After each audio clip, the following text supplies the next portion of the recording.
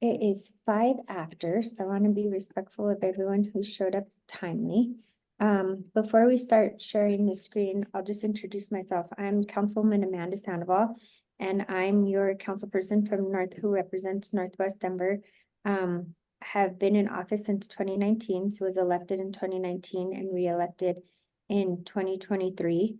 Born and raised in Northwest Denver, my family owns a small local restaurant called La Casita in Northwest Denver and has since 1972. So, big proponent of small local businesses. And I'll introduce a couple other important people on the call. I'll just call you out and then you can introduce yourself. Next, I'll introduce Melissa, and then Melissa, why don't you pass it to Bill? And then Bill, if you could pass it to Andrew Webb from CPD. Hi, I'm Melissa Horn. I am the Councilwoman's aide that handles land use and policy. Good evening, everybody. My name is Bill Hare.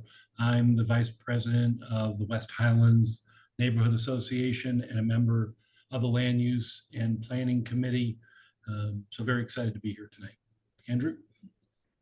Thank you. Hi, everyone. I'm Andrew Webb. I'm a planner with Denver Community Planning and Development, and here to answer any technical questions about how overlay districts are used and applied. Thanks. All right. Melissa, will you share the screen? Do you have the PowerPoint up? I do. Hold on. And we'll just cue Melissa to advance the slides, Bill. But you're going first. Yeah. Hold on. I'm trying to share. No problem. Take your time.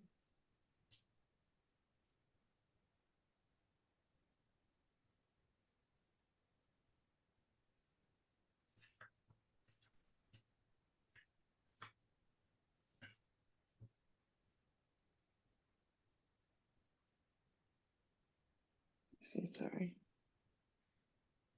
You got it? Can you see yet? Trying It's to on. see if it shows. Yep. Apologize. Just put it in slideshow form.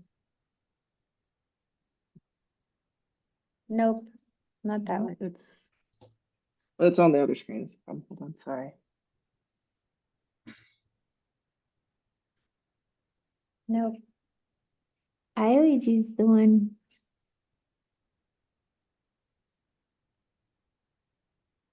You me too? No, I'll do it. Hold on one second. Try one more thing.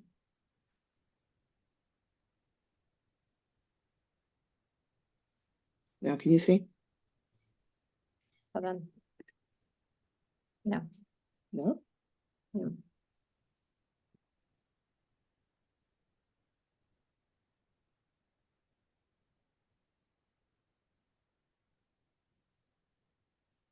You can see your desktop. Yeah.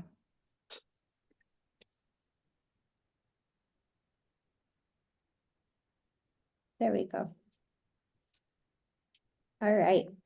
So here's what we'll go over this afternoon. We'll go over some background, what the issue we feel like could happen in this neighborhood, what the proposal is, what does it mean for a streetcar connection, the benefits of the design overlay 8. I'll do my best not to use acronyms. Sorry, I should say design overlay 8, so you all know what that means. And just for clarity, that does not mean 8 stories. It means it's the 8th design overlay in the Denver zoning code. We'll talk about outreach, talk about next steps, and then we'll open it up for Q&A. As we're going through, I prefer to have questions at the very end, but if there's a burning question on terminology that we use that you're not familiar with, please raise your hand or interrupt us so that we can provide as much clarity as we're going through the proposal and the benefits as possible, and even what is an overlay. Next slide, please.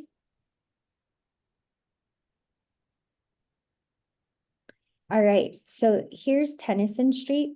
This is about 45th and Tennyson, and it used to have some of the look and feel of West 32nd Avenue.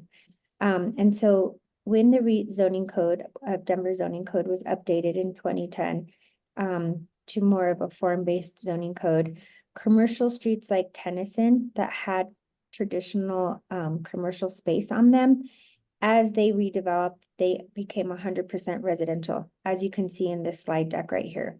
So there's not much of a commercial feel. That's 100% residential.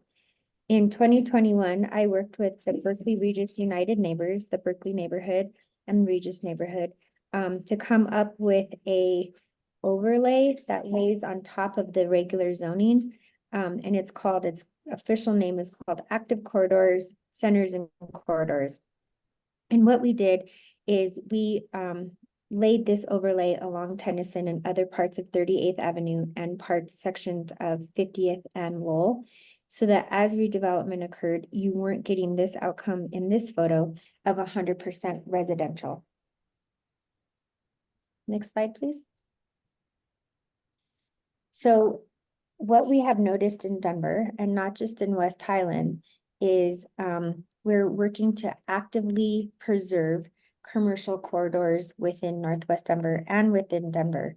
So the current zoning on 32nd Avenue is Main Street MS or MX mixed use. That does not mean that you have to have mixed use as it's being built out or redeveloped. It just means it can be. And so what we've done is with the creation of the Design Overlay 8, DO8, as it says here, it has been implemented along Tennyson and along parts of 38th Avenue and 50th and Lowell, which I mentioned in Council District 1. It's also been implemented along the whole entire Santa Fe corridor, from 4th Avenue all the way to 11th in lower downtown, like downtown area. And it also has been implemented along East Colfax. So this is a tool that community planning and development, although my office designed and created it and wrote it in consultation with community planning and development, it has been a tool that we are using more use of through these areas that have historically had commercial corridors and are very unique to the Denver fabric of what makes Denver stand out, and especially the West Highland neighborhood. I know I love the 32nd Avenue corridor. I go to the farmer's market, I go shopping there. And so it's really an important commercial node. Next slide, please. So what are we here for this evening? So within this small image on the right, everything in the blue you'll see has U, which is urban, and then it's MS, Main Street, or mixed use. And then the 3 or the 2 is 3 stories or 2 stories. So what our proposal would be is to apply the Design Overlay 8 within everything in the blue. It would not apply to the SU, the single unit zone districts, or the PUD, the planned unit developments, which have their own zoning, their very unique zoning. It wouldn't apply to that. What the second bullet, when it says it will not change the base of your zoning, what that means is if you have 3-story zoning, you stick with 3-story zoning. If you have MS zoning, you still will have Main Street zoning. It does change some of the building forms that are allowed, so it doesn't allow drive-through buildings because you don't want drive-through in a commercial walkable neighborhood. And it will not, the third point is super important. It does not impact existing structures unless redeveloped. So it does not harm your existing structure. There's this word in zoning called conforming non-compliant structure. It means it was built under the conforming zoning, and now it means it's non-compliant. It doesn't turn your property into that. So it only means in the future, if you were to tear down and 100% redevelop, this would go into effect. Next slide, please.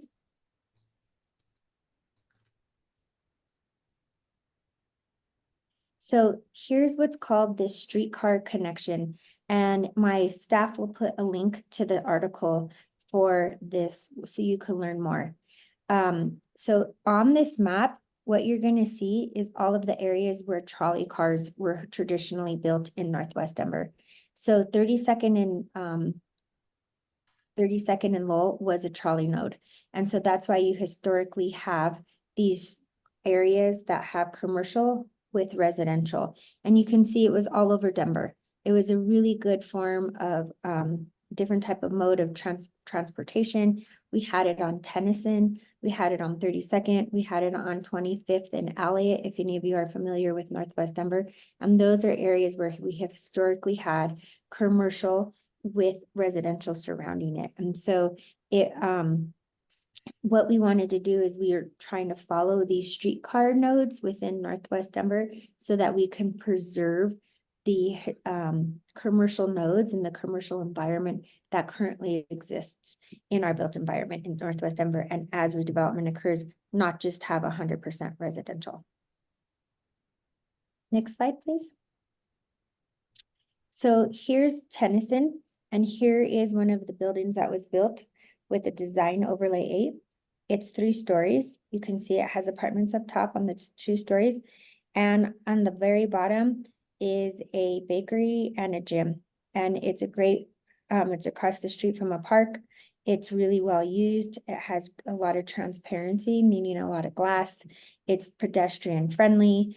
And it really gets to what historically was on Tennyson with having that commercial serving retail, but also adding density. As these areas redevelop, we know that density is going to come. And so what does that density look like?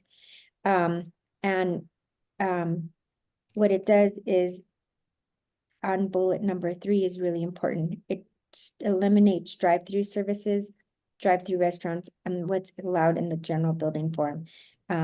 So it really is pedestrian oriented and so shop friendly. Same as what's happening on 32nd and Lowell, except for like around where Pizza Alley is. That's a little oddity because that parking lot's in front. Next slide, please. Should I take it from here? Yep, thanks, Bill. Great. First of all, I want to thank Councilwoman Sandoval's office and Melissa specifically. They've been a tremendous support over the last 2 years that we've been discussing this. Without them, we would not be here. So thank you very much for that. I also want to reinforce really the underlying issue that we as a land use and planning committee believe is in front of us. And that is that we've come to a realization that our local, vibrant, historic commercial corridors are under threat. And that's why we're here tonight. The West Highlands Neighborhood Association Land Use and Planning Committee is unanimously in favor of moving forward, and we're very confident that our neighbors are. As I said, we've been working and talking to Councilwoman Sandoval's office for 2 years and letting her know that we are interested in this. There's been a lot of technical work that's gone into the process, but she's emphasized since day one that the first step needed to be outreach to the business and building owners because you are going to be affected so directly. So that's why we're here tonight. The outreach really started, the actual outreach rather than just talk, started back in October of 23 when we sent letters introducing the proposal to property owners. We moved forward in May of 2024, where we delivered meeting notification flyers to businesses along West 32nd Avenue. In that same month, Councilwoman Sandoval mailed meeting notifications flyers to all property owners with MS and MX zoning. And then in May of 2024, we held our very first town hall that several of you joined us for. If you can go to the next slide.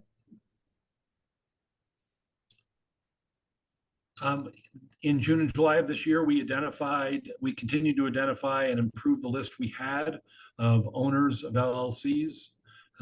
We continued in July to deliver meeting notification flyers.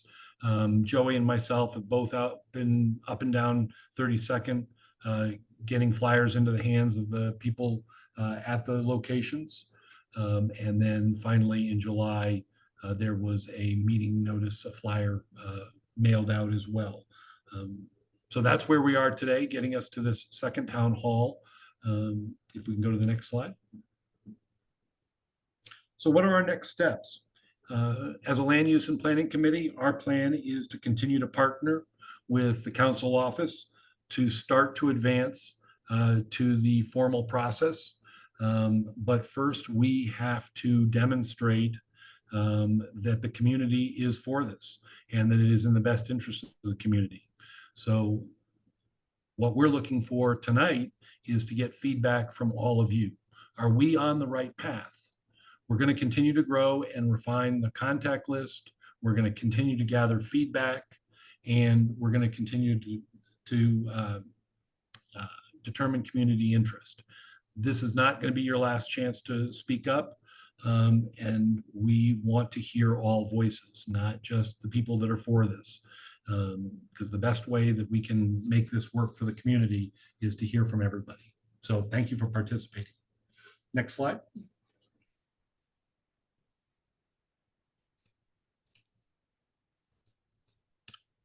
With that, are there any questions or comments from anybody in the meeting?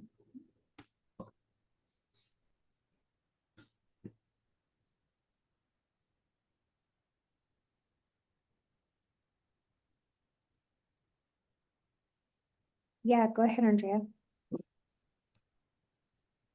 Just because you brought up the pizza alley and that longer strip along the northeast corner of 32nd and Lowell, I was wondering, are there any particular provisions with like proximity to the curb? Like, would a redevelopment have to bring a pedestrian mode like to the curb? Like, could they keep the parking lot in front? Does that address that at all? Just out of curiosity, I don't really care. So their current zoning, even if without the design overlay, if redevelopment were to occur there, it would look very different. It could not stay the way it is. Our current zoning code doesn't allow the parking in the front of the building like that anymore. It puts it in the back and in the by the right of way. If you think about if you're familiar with the corner of 38th and LaPan across the street from Pepper, there's a bike. That building is new, and then where Fierce 45 and the taco place is older and the parking lot's in the front. So if that were to redevelop, no matter what, that parking lot would have to go away under the current zoning that it has right now.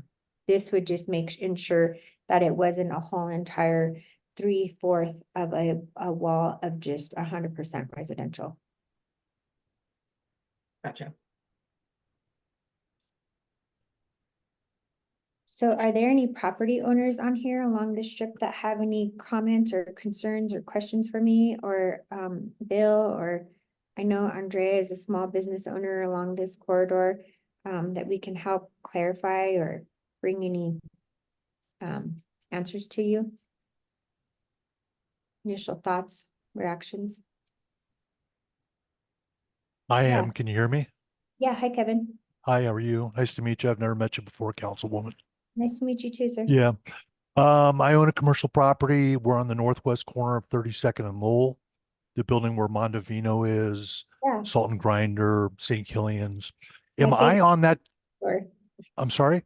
In my favorite jewelry store. Yes, we're very proud of Metalmark, and we've owned that as a family almost 50 years now. Am I on the distribution list? Because I have not received most, if anything, of what you sent. I got an informational pamphlet handed to me by one of my tenants, and I just didn't know if I was on this list. So we've been going over, that's a great question. We've been going off of what the assessors list. So we get the assessors list, we cut the corridor and we go from the Denver assessors.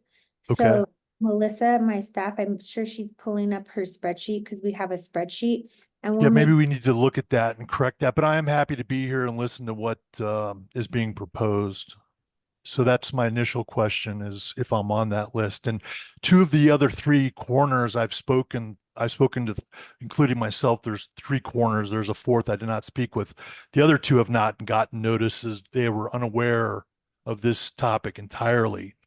And so I don't know if you've not effectively reached some of the decision makers in those property owners organization. Maybe a letter got lost, or maybe it just didn't get to the right people. So I tried to encourage them to attend this. This was yesterday, when I found out about this meeting. So Melissa? Yeah, the property at 3601, I assume is yes, yours? Okay. yes. I have that as the LLC of Landmark Building LLC and a registered agent of Jason Lewiston. And we have we have sent both mail, physical mail, and called Jason, but let's see here. A registered agent is Jason. Who set up the Lewiston, LLC? Lewiston. Lewiston, and what is that with the company? Unfortunately, I don't know. That is what the state Well- of Colorado shows as the registered agent for that LLC. I could pull up the Secretary of State and show you all the information. It probably lists me not as the registered agent. I have a firm called Universal Registered Agents, which is a corporate firm that does registered agents. And normally they would forward to me any material correspondence. But if you look in like my certificate of good standing, the documents and so on with the Secretary of State, it would list me as the one that filed those documents with my entity's mailing address. Yeah, so Yes. oh, go ahead. So you bring up a great point, Kevin. I had the same problem on Tennyson. We would go and we would get the assessors list. And the assessors list, if you go like on Denver Real Property Map or the assessors list, it's a lot of times LLCs. And then the only way for us to get that information is to go to the Secretary of State. Right. And that's why we're gonna have to have numerous touch points, is because we are attempting to build this list as we're having these meetings, because it's really hard for us. And Melissa spent a lot of time on this because I told her the same thing we had to do on Tennyson. We'd have to call someone, a registered agent, and say, are you the person? And like, or do I have it wrong? And so we're doing the best we can. So you do bring up a great point of us not always having the correct information. And we really relied on Andrea and another property owner, Marshall Vanderberg, to help us figure out who the correct people were to get on this call. Okay. Well, that's my first comment. And you know, my phone number is on the side of the building, literally, so no one ever called me either. So I'm very reachable. If you ask any of my tenants, they'd be happy to share my information if it were a material. Should have gone to Middlemark because I know them really well. Oh yeah, Samantha is great. Samantha Larkins. I know I know everyone. I Yeah. know quite a few people in the neighborhood. That's why I was kind of surprised when I talked to, again, 3 of the other 4 major property owners that are on the corners. They had no idea about this topic. Would you mind sharing their information with our office? We don't put So you on it, I'd Tina. be more than happy to do that. And the reason I've compiled that and I have that for so long is not only we've been property owners in the neighborhood for almost 50 years, but there's been other neighborhood-wide issues that I could point to that have been instigated by the West Highland Neighborhood Association. And I don't know if you remember, there's an overlay attempt by the Historic Preservation Committee back in 2012, and they were called Preserving Historic Highland. And it was brought on by 2 committee members of the West Highland Neighborhood Association to downzone all our properties. And it literally took lobbying and efforts to try to have a discussion on that. That was 2012.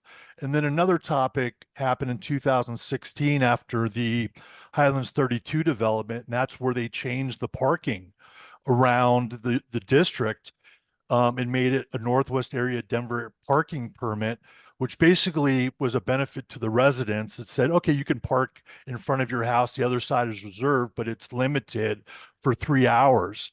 And that was another issue that was not a benefit to the commercial or retail businesses that the West Highland Neighborhood Association with this proposal is purporting to support with this proposal. So I have compiled that list because we've had to go through this type of issue again in 2012 and 2016 and now again today, where really the commercial property owners are brought in. What this sounds like the 4th, 5th, or 6th event, and we're just finding out about it. So just so we're clear, this is the second. Okay, good. This is the second. And we mailed, after the first one, the West Highland Neighborhood Association mailed on behalf of your West Highland Association and flyered the first time, flyered all of the businesses. And then they flyered, and then I took over and I did the mailing based on the assessors list and Okay. tried to have my staff even go down the rabbit hole with the state assessors. So it's only the second, so we've only had one, and we didn't Good. have a turnout, so we are doing more outreach. On Tennyson, we had to have like 3 or 4, and then finally a public meeting until we could compile a thorough list and I could call everybody. So I don't want you to feel like you're out in the dark, first of all. And second of all, I was a council aide for Councilman Espinosa when that parking happened. And he got elected right in the middle of it in 2015.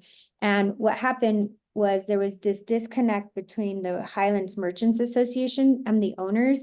They weren't talking to each other, and it had gone way far with representatives. And then people like yourself, the property owners, came in and were like, wait a minute, we haven't even been updated on this.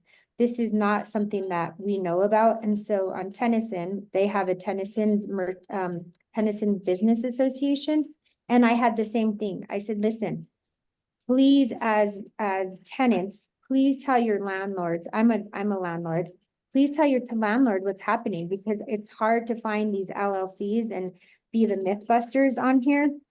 And somewhat that happened well on Tennyson, and somewhat it didn't happen well. And to be honest with you, Kevin, Tennyson just went through a huge parking, same as what you all went through in 2016.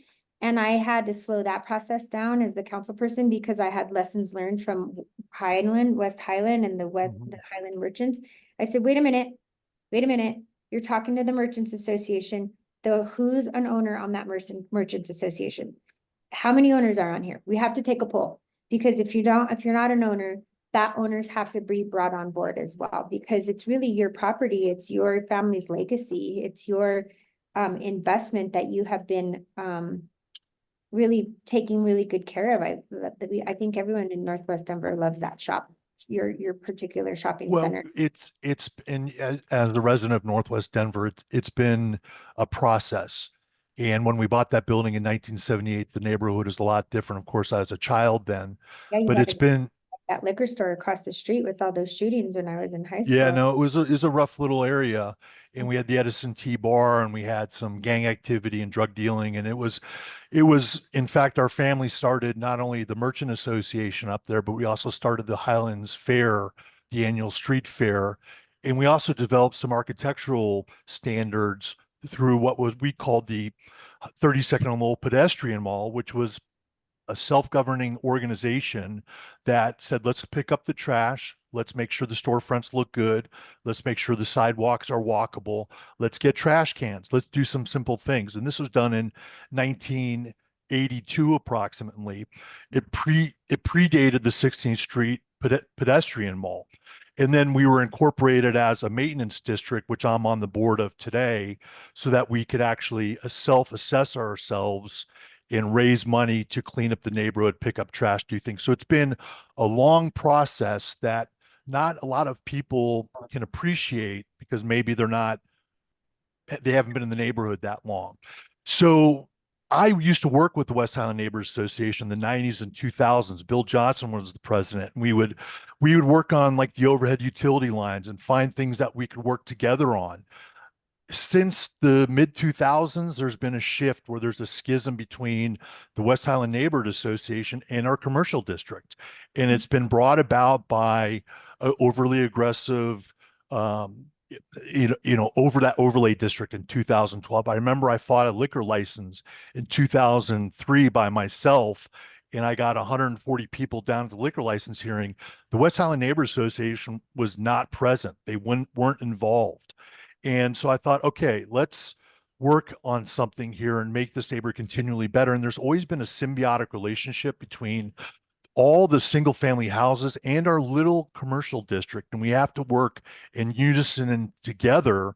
And I would be interested in finding ways we can actually agree and work on things together, like getting a crosswalk at Moncrief and Lowell, a stop sign at 32nd and Mead, and we can find some things with some common ground.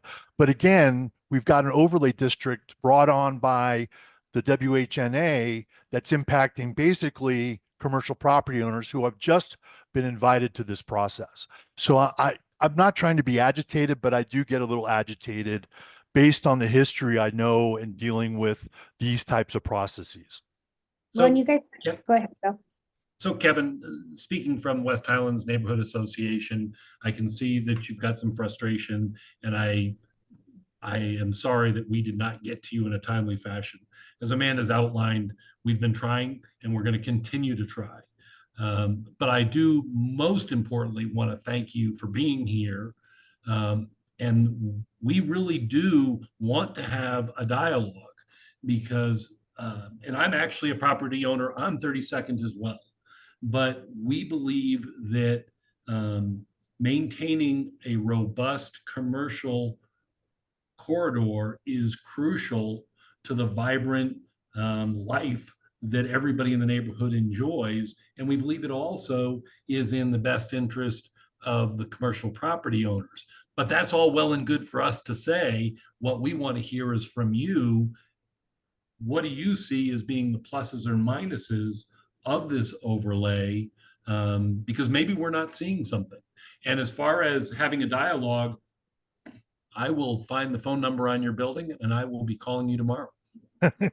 Well, I'd be happy to give it to you right now. So I would like to study this a little bit more. Yeah. And I'll read the material, and the slide presentation was helpful. Yeah, and we Again, have I believe, some material for you because this is gone on, applied on Tennyson, applied on Santa Fe, for a much bigger stretch than this, and then throughout nodes of, East Colfax. And then right now, everything east of Federal so every Jefferson Park, Highland, Sunnyside, and Chaffee Park neighborhood. Since you're a North Sider, you'll know what I'm talking about. Those four neighborhoods just went through what's called the Near Northwest Neighborhood Plan. And we actually have a proposal on the table going to community next month with actually putting this same type of overlay along historic nodes like 32nd to your on the other side of Highland, on Tejon Street, on 44th Avenue in Sunnyside, from Federal down to Zuni, or down to Tejon, sorry about that. So this is a tool in the toolbox that CPD, and that's why we have Andrew Webb on here, that is being utilized more and more throughout the city. But I understand you probably need more materials. And what we did on Tennyson is we just had one-on-one meetings for like 45 minutes and went through it slow and actually talked about all of the gotten more specificity to what this actually does for the neighborhood and doesn't do for the neighborhood. Okay. And I do want to acknowledge something. Just want to acknowledge your candor. And I'm just going to say this and talk about the elephant in the middle of the room. I've had a hard time with the West Highland and Neighborhood Association as a council aide. When we were redoing 32nd Avenue for Councilman Espinosa, and we took away the stop sign, the lights on Tennyson and Perry, and really stopped traffic instead of it speeding down through. We got tons of pushback from people in the West Highland neighborhood, and they were all, they fought where Oasis Beer is, the Red Peak redevelopment. And so I do understand your frustration with certain neighborhood associations. I will just say that. And I will also say that shame on us in Denver, that we don't support them enough and that we don't give them any resources, and we give them the ability in our Denver zoning code to have a say, but we don't support them with leadership. We don't give them any money for outreach. We don't really help them with their bylaws. We don't really help them with a board. How do you run a board? How do you run a really good board? How do you keep membership? How do you keep people wanting to be part of it? And how do you do conflict resolution when there is not a good neighborhood association at the time and there's major conflict within the neighborhood? And I will say that is shame on Denver and shame on us at the city for having this ordinance since the 70s that really gives a voice to a neighborhood without backing it up with anything, and just thinking that you guys can organize on your own. And I have had really good neighborhood organizations, and I've had ones that have had different iterations. And I will say that the West Highland Neighborhood Association now, because of the work that I did on accessory dwelling units, if you're paying attention, I've rezoned 96% of my council district for accessory dwelling units. And I asked them, I said, if you really want to have a conversation with me about land use, given that land use falls clearly under city council in our charter, I have to have a land use. I have to have a group of people who are studying land use and helping me with this, just like Highland does and Tim Burrs does across the street from you all on Federal. And so that's really important for me. And so I just wanted to acknowledge that as well. Andrea, you've That's- had your hand up for a while. Do you have something to say? Andrea, okay, So, hi, my name's Phil. yeah. I represent the ownership group of 3405 West 32nd Avenue. And And where's I'll- that? I'll- What's that? What cross streets are that? Is that one at? Julian and 32nd. It's the Got it. high-rise apartment building. Got it. Thank you. And I'll just reiterate what Kevin said is we know we don't get notifications of any of these meetings. We didn't get notifications of the 2016. Not sure who you're sending that to, Melissa. You might want to check that. So I'd like to make sure that we at least get myself registered for that so that we can get notifications, because I wouldn't be here if it wasn't for Kevin and me being on the board with him at the maintenance district. Yeah, You and didn't Phil, receive a notification. Oh, go ahead. I just want to say, Phil, I know that the hand flyering that I and Joey did not, we didn't know where to put it at at your building.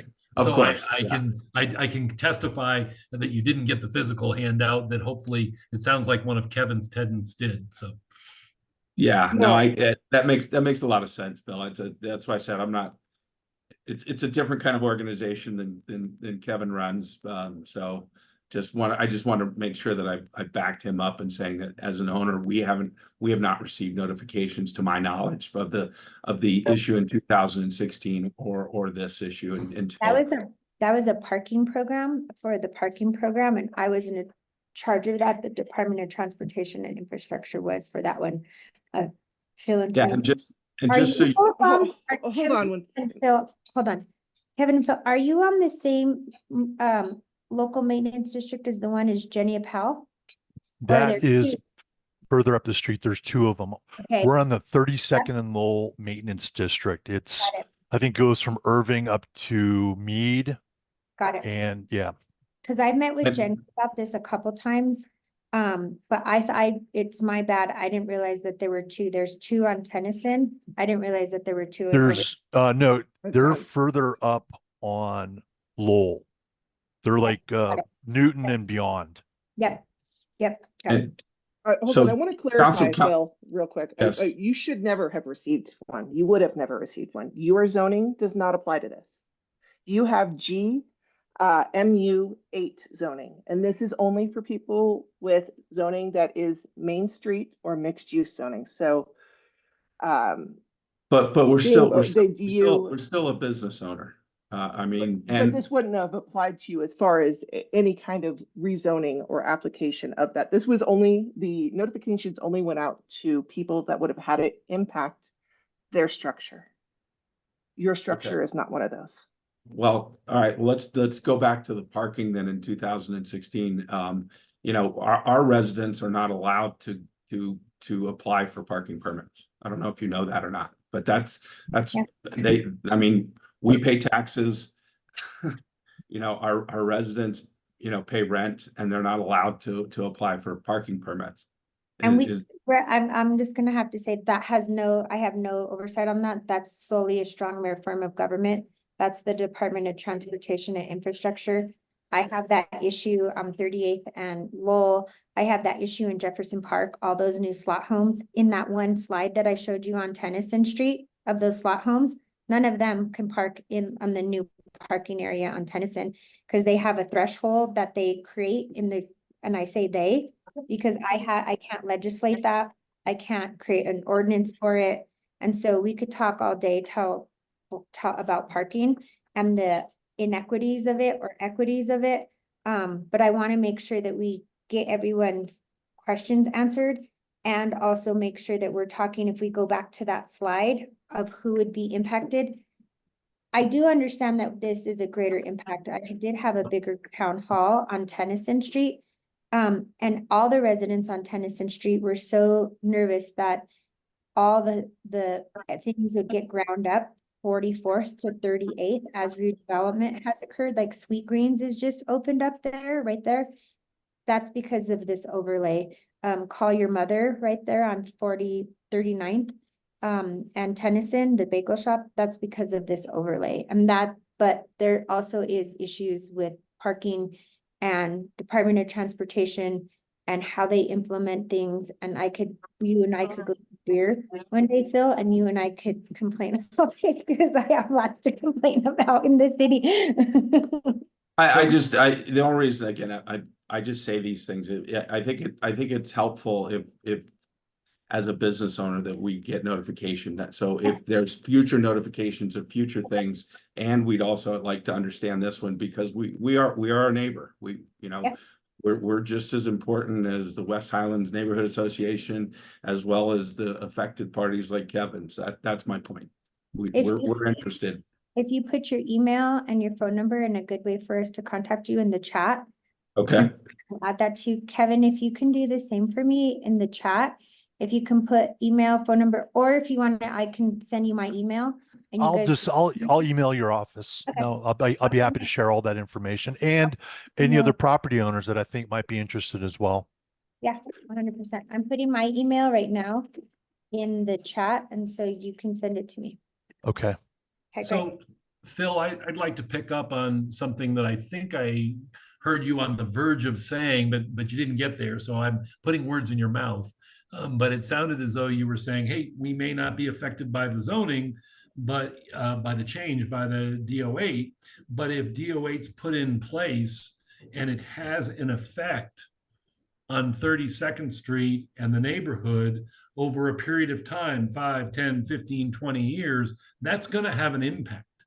And so the question I think I have for you is there a concern about what that effect might be? Because those of us that are excited about this feel that the effect is a positive one, because if we start losing patches of commercial ground floor activation in the area we're talking about, that could erode and make it less valuable for the other commercial entities on that corridor. So that's our thinking, and I'm just curious to hear if there's an alternative thinking that we're missing. Bill, I think the issue is that I haven't been able to study it, nor have my partners been able to study it. So we'd like to be able to, if we do have some questions or some concerns, I have probably a similar story to Kevin about the West Highlands Neighborhood Association, and that when we purchased the building, there was basically a petition that we had rezoned the property, and we had to fight that, and it cost us a lot of money and time. So again, it just not trying to pick fights, but just telling people what goes on. And this stuff is important to us. These are our businesses. This is our livelihood. This is what we do for a living. But we'd like to study it, and that's why I just sent Melissa my contact information. We'd like to have the information so I could share it with our partners in case we want to have a more significant conversation. Fantastic. And we appreciate you allowing me to be here. I do, considering that I'm not one of the affected parties. Yeah, of course. Andrea, sorry. My sister, Andrea, so I always just that. So I don't mean to butcher your name. Sorry. It's all good. I respond to all versions of it. Just Phil and Kevin, I own Fire on the Mountain up the street at Newton. And I got the spreadsheet from the first town hall that we had a couple months ago. It was very informal, small group like this. And I looked at that list from the assessor's website, and I was like, none of this means really anything to me, because, functionally we deal with the humans and the business names along the strip, and it's all everybody's like real estate holding company or whatever, the entity that owns the actual building. So I actually made a spreadsheet to try to I added columns to their spreadsheet to try to get the actual name of the human who either owns the property or runs the business. If you guys have any time and would want to sit down with me and try to help me fill in that list, like I sat down with James Emerson for a while. I was trying to come up with people who would know other people's contact information, because again, I agree with you that this is the main issue, is getting the word out to the people who are going to be affected by it. And I'm attempting to do that, but I'm, again, just like you guys, just another business owner on the street. I don't know who owns half of the buildings, like even, farther down, like Phil, in your neck of the woods. That's that's like a whole nother world when I'm, like stuck in my little bubble over on Newton. So I would love any help you guys have to fill that out so we can get a really robust group of people here and maybe not have to do this 5 times. And I tried to get the Highlands Merchant Association to blast a couple times. I did see a couple emails go out about this event via their listserv. So I don't know if you guys are connected with them or if any of your tenants are, but I was trying to use some of the traditional ways of connecting with the merchant community there. So awesome. Andrea, I sent you my contact information. Cool. Thanks a lot. And again, I don't think you would have been on the spreadsheet, but I will put you in there now. Thank That's you. all right. We're different business. We're down there. Yeah. And my website and phone numbers on my building. Okay. So, but I can get that to you as well. I'm pretty I wanna go down to reachable. the building, I can so. walk by your building too. Yeah. That's Joey, I see you trying to connect to audio. Are you connected? I don't think you are. Yeah, I'm connected on my phone. That's perfect. I'm Okay. in here twice. Okay, no problem. Yeah, no. First, thank you to Councilwoman's office. Thank you to Bill. I'm a member of the Land Use and Planning Committee, and really appreciate the feedback from everyone. I think on our end, we really appreciate everything that all 3 of you do to contribute to the neighborhood. We're like totally we're excited about the things that you do. That's why we want to do this sort of thing. We are I'll just like be candid and say we are kind of a new group in terms of a land use and planning group. I've been in the neighborhood for 7 years. So I totally hear that you have had plenty of super unpleasant experiences for which, in all honesty, we know very little, or at least I know very little, because it's before my time. So thank you for sharing your experiences with us, and we totally want to have a candid conversation about the overlay itself, with the property owners and with the affected businesses. So I'm here to alongside Bill and Andre to throw myself into to helping them putting this together. And Councilwoman, I appreciate you saying, something to the tune of like, geez, I wish the city had a better process for this, because it does feel silly from our perspective that, one, we're spending this conversation talking about what should be the boring part, which is the fact that everyone knew about this. That's a shame. And then 2, it can feel like we're trying to reinvent the wheel. So yeah, I think, to the extent that we can also come up with a better process, so that this doesn't happen again and again and again, I'm here for that. So anyway, thanks for participating.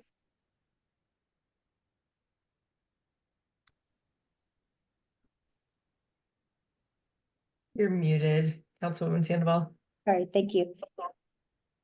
Did you have something else? Do you want to say something else?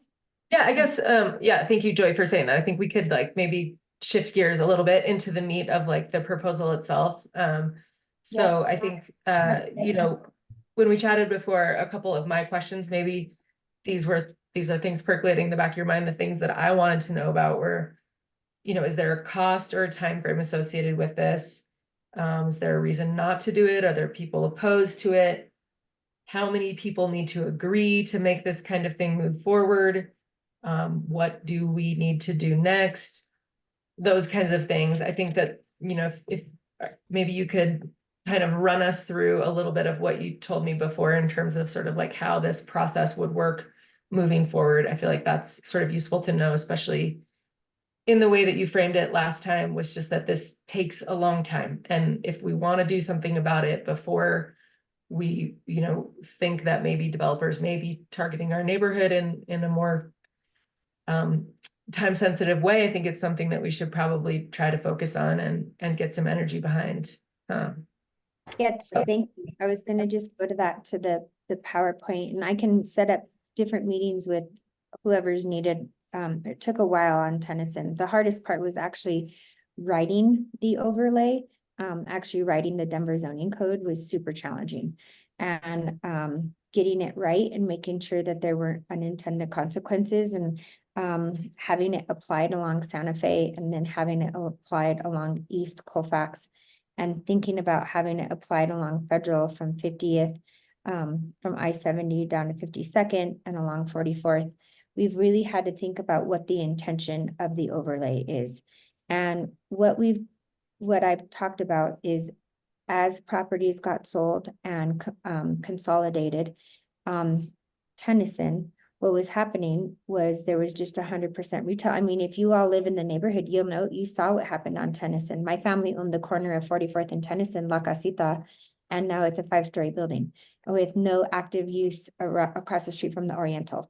And what a missed opportunity for actually activating that corner of 44th and Tennyson and making it feel a little bit different across the street from one of our like local main attractions in Northwest Denver, where I go see cool local bands, and it's affordable for me to go see live music and other performances.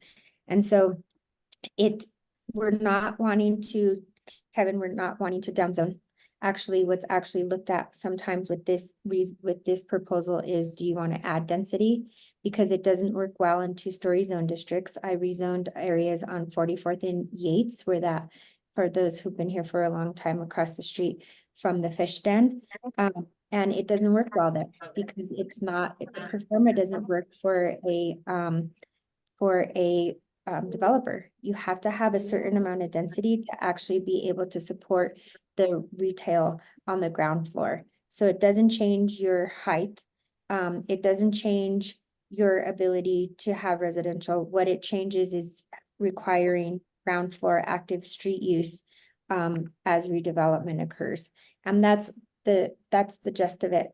I think if I hadn't done it so many times and applied it and helped my colleagues apply it in other parts of Denver, and wasn't thinking about applying it through a huge whole swath of Northwest Denver, from Jefferson Park to Highland to Sunnyside and to parts of Chaffee Park right now, I probably would feel really nervous about what the unintended consequences are. But I live, just full transparency, I live in the Berkeley neighborhood. I live over off of 45th and Grove, have for 22 years, went to North High School, spent my whole entire life in the North Side.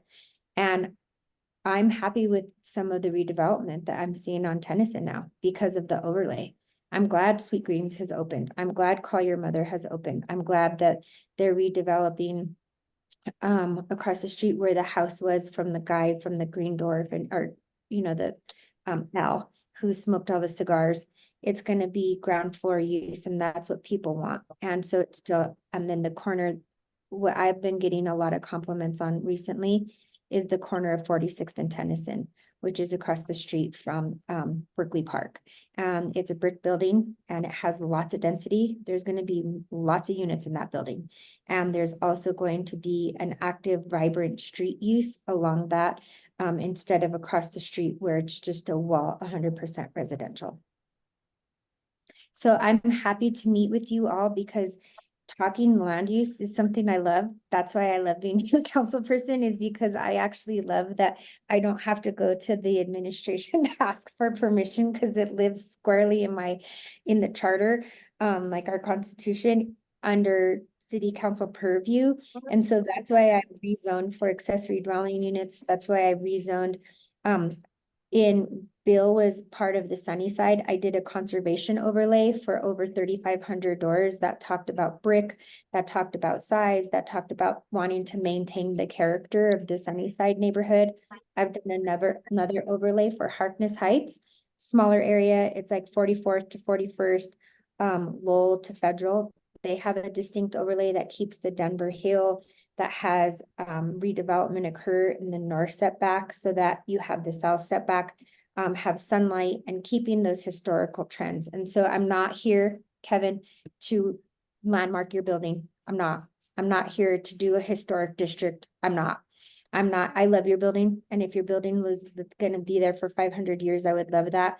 But if you and your family sold, because that's something that you do. My dad sold the corner of 44th and Tennyson, and it was redeveloped. And so I've just had to learn lessons of being the Northsider and saying, everyone comes up to me and says, that was such a missed opportunity when your dad sold that and it didn't have ground floor active street use. And I said, I agree. And so when I became a council person, I said, how can I solve some of the, how can I undo some of the things that I saw that I don't actually particularly care for in Northwest Denver and do them with real intention and do them with outreach? And that's why we only are meeting 2. There's no formal proposal. I haven't gone and written an application. I won't until we get way more people on this call. I have a threshold that I need to meet for, because I have to sleep at night. And if I don't think I'm doing correct outreach, I just don't, it doesn't feel like the type of person who you elected, and that's just not my values. I appreciate all those comments, Councilwoman, and especially your history in the neighborhood and in what you're doing for our district. And I'd like to work with you. I'd like to work with the West Highland Neighborhood Association. But I think where I'm coming from is I see a history of proposals put forth that don't get people's buy-in and they just get shoved down our throats. And I'm very skeptical at this point. But again, I like to find ways we can work together. And when I study this this overlay district, I can give you some more feedback and insight. And perhaps what I can also do is, I have a list of all the commercial property owners or the majority of them in that district. And I can certainly start to gather some of their input, their names, and see where they stand on this topic as well. Because part of what gives us pause is we've been down this road before and we just don't know what's going to happen next. What does happen? Do they try another down zoning? Do they try another parking permit related issue that impacts our retail? What happens next? So it's hard for those of us that have been in the neighborhood for almost 5 decades. We're here for the long term. We plan on being here for the long term, and we just don't know what's going to be next or what's going to happen in 10 years. If something like this happens, or what will be the next proposal that we have to deal with. So I'm happy to be on this call. It's just nice to meet these folks face to face, and I'd be happy to continue to be a part of this discussion. Okay, so the last meeting, the presentation that we went through, the reason why we had it in May and it took us so long for August is we were trying to get as much outreach as we had. So if you send us a list, I'm happy to push another meeting. Because now that I'm council president, my life, I'm not even going to try to bore you with how busy I am. Right. But I'm serious. I like to give people a month notice. I really do. And what I prefer to do is I prefer to even have 2 meetings. It's rare that I don't have 2 meetings. I usually have one week and I usually have another one, not the same day, but a different week later. But because we haven't had such a good base of names, the solid names, I haven't done that because I just am going to go slow and steady. And that's how I lead. And because I'm not going to shove anything down your throat. I'm not here to force you to do anything. These are things that I think are best for our neighborhood and for our built environment. And it's a best practice. And I will say this, as long as I am your council person, this is how I will operate. I will do my best to get into touch with you. I will do my best to explain it to you. If I don't know the answer, which a lot of times I won't, I will have subject matter experts like Andrew Webb on the call so they can get into it even different. When I first rezoned ADUs, I had the assessor there. I had the zoning administrator there so that you all felt this is what I bring to Northwest Denver is I don't want just proposals. I know what that felt like. I worked for Councilman Espinosa. I know we went through so many owner hostile designated landmark, super contentious rezonings under that.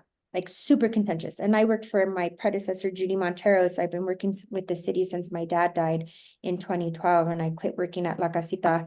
And when I ran, I said I wasn't going to do that. And I really haven't. There haven't been contentious rezonings and these battles in Northwest Denver because that has been my vow to you all. And I love this north side with everything that I am.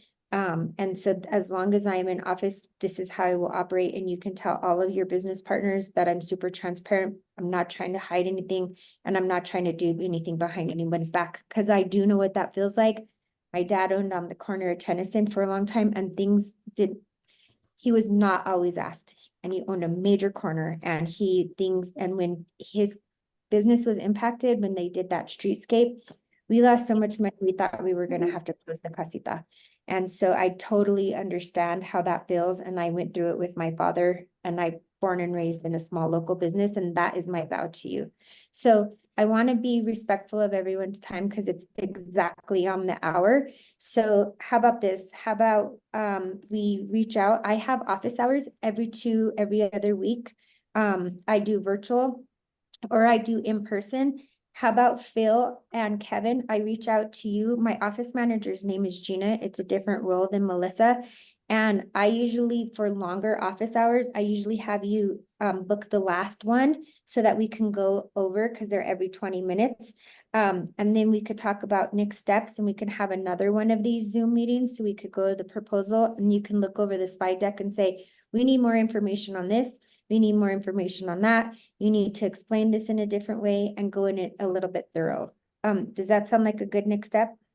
Sounds great to me. It does for me. And in the meantime, I'll get some names and survey some of my other commercial property owner neighbors and try to educate them a little bit based on this discussion, and see if I can get their involvement as well. And So maybe we form a commercial property group and we present you some of our thoughts in unison. I go to the Highland merchants. I've gone to the TDBBA. I'm happy to go. I think I'm working on Platt Street right now with that merchant, trying to create like exactly what you did back in the day, Kevin, a local maintenance district down there, and going through the iterations of, do they want to bid? Do they want to self-assess? Because they want to look and feel like West Highland and Tennyson. And so I'm happy to meet. I've been working with the Platt Street merchants, everyone but REI. If you all know, contact at REI. I can't get a hold of anyone at REI. I've been working with them for the past 3.5 years. So same thing, happy to do that. And I'll have Gina, if you email me, Kevin and Phil, if we have your emails, I'll have Gina, my office manager, reach out, send you which days. We have them booked out for the rest of the year, my office hours. You could pick in person down on 1810 Platt Street, or virtually, whatever works best for you. And then we could get those books and we could talk next steps. Andrea, thank you so much for helping us. We'll keep you in the loop as well. And we'll talk next steps, and we'll probably just have to have several of these. So we get to a critical mass where we feel like, what does everyone hearing, and what does everybody want, and what does everybody understand? Does that sound good? Sounds great. And thank you very much. Yep, thank you. And I Awesome. just DM'd you my phone and email. Awesome, perfect. I'll save it. And sorry, I should have gone to Sam. Her accountant is one of my best friends, Garrett. I didn't even Okay. think about, sometimes I don't even think about I've always hang out with my friends, and I try not to bring in work. Well, thank you for shopping in our district. We Oh, do Meadow Mark appreciate that. Club. Yeah, Yeah, Meadow Mark, please. my fave. Yeah. Great. Thank you. Okay. Thank you all. Have a good evening, Thank you, everyone. everybody. You have a Take good night. care. Thank you. Thank you.